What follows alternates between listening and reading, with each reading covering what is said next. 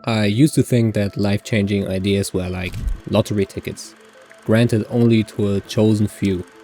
Society and schools place tech founders on a pedestal, idealizing their genius and making it seem unattainable to us ordinary people. For years I searched for my own epiphany by consuming countless YouTube videos and books, only to realize that my own creations were half-baked hunches that failed to excite others as much as they did me. This experience shattered my self-esteem, of course, but as I tried different paths, I eventually discovered that these seemingly underwhelming hunches are exactly what we need. Because no big idea starts fully fleshed out. In fact, most successful ideas today were brutally denied their potential 10 years ago. Look no further than AI or YouTube right now. They all began as mere hunches. And the best part is that such ideas are accessible to everyone. That said, not every idea is equally valuable. About 80% of the ideas you will encounter will be bad, and you will make a lot of mistakes. Yet, this is not a waste of time or anything like that. They serve as essential course corrections. They help you to acquire new skills and gradually discover which problems and ideas you like working on. This experimentation is key to finding your purpose. So persistence and iteration are a win-win, as you can see, but I've promised you more. How do we generate those ideas? And most importantly, how do you verify and build them out in the end? I'm pretty sure you have already guessed it. It's writing. But the question is, why? On the one hand, writing is the foundation of basically everything. In the first episode of the series, I discussed how writing helps you to think independently. And now consider that every YouTube video, Instagram post, TikTok, movie, Netflix series, landing page, website, and even every product in your home is based on requirements that needed to be formulated in natural language so the engineer could execute them. On the other hand, journaling, for example, makes you problem aware.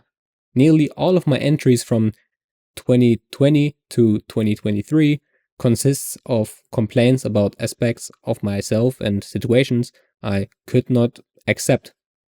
Reviewing these entries revealed problems that the right ideas could solve. Writing helped me then to switch my focus from problems to solutions.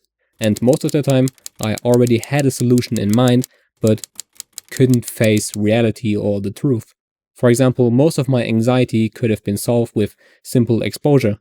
I know that now, and I knew that back then, but I just couldn't face reality, and that's sometimes the most difficult step. The thing is that everyone faces similar problems to you, and if you can solve them for yourself, you can help others do the same. This is the idea, project, or problem you should focus your time on.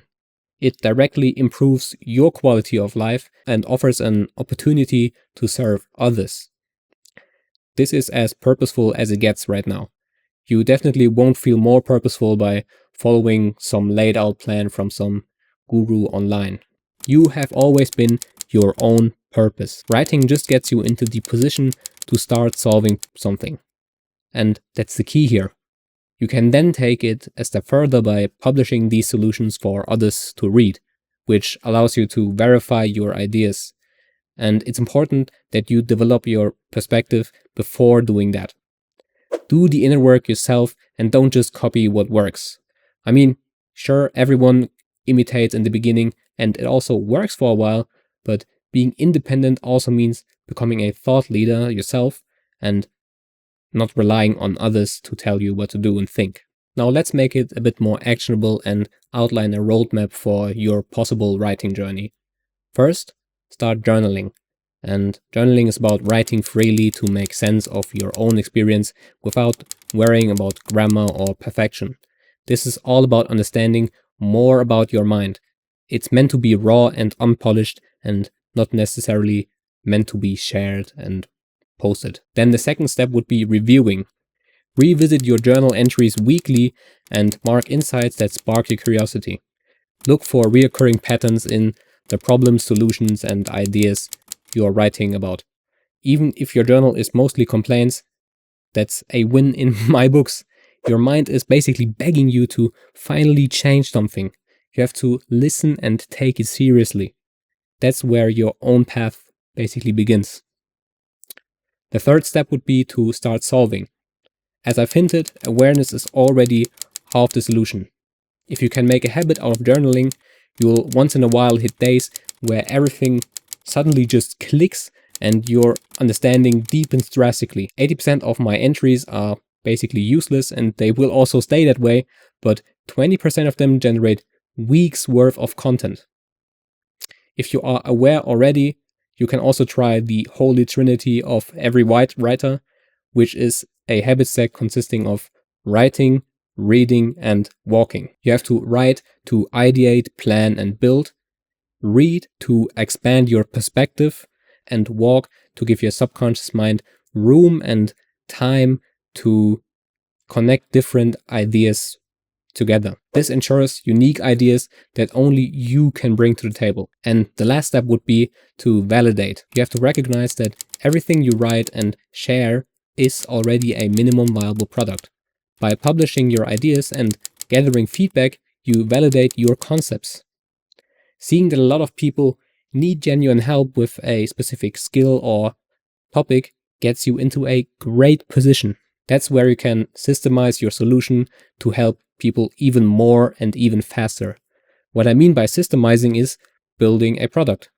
You make it as simple as possible for someone to go from point A to point B. The key is to understand your problems, embody the solutions, and share your insights with the world around you, all while building systems that solve problems faster for others. As you can see, idea generation starts and ends with writing. It always ends up being in my workflow because it's a medium of reflection.